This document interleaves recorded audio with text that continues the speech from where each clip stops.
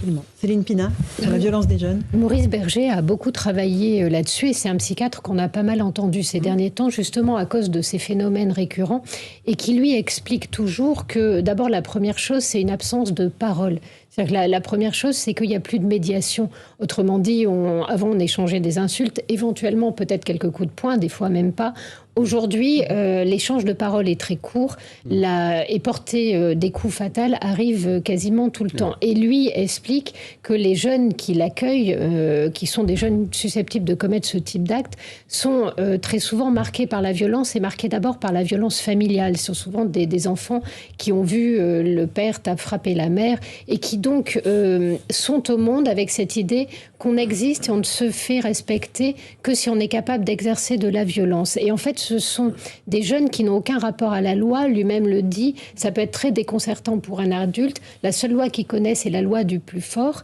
Et j'allais dire, ce constat-là, quand vous voyez des jeunes qui sont au lycée, donc qui sont censés être passés par des lieux qui sont des lieux institutionnels où on est censé justement apprendre à mettre à distance sa réactivité, où on est censé apprendre à utiliser le langage plutôt que la violence, c'est aussi un terrible signe d'échec, puisque ce ne sont pas des enfants qui sont censés être ascolarisés.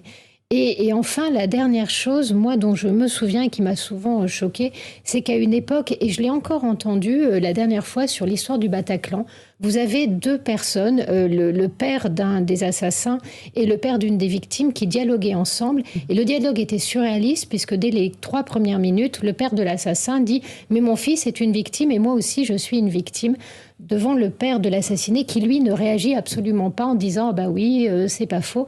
Et là, vous regardez, vous dites non, à un moment donné, il faut arrêter l'absolu relativisme. Il y a des coupables et il y a des innocents. Il y a de vraies victimes et il y a des gens qui portent les coups.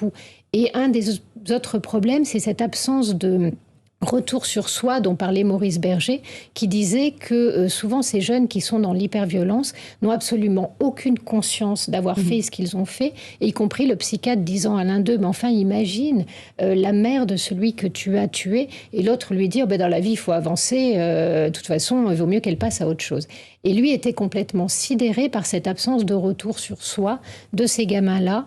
Et, ni remords ni regrets. En fait. C'est ça, et expliquer aussi que le seul moyen de pouvoir faire émerger une prise de conscience, c'était d'arrêter tout et d'empêcher ces jeunes d'agir. Le seul moyen pour eux de les faire réfléchir et de les faire passer à la parole est justement parfois l'enfermement, peut-être sans doute pas pour toute la vie, mais d'être beaucoup plus strict et beaucoup plus sévère dans la réponse à apporter.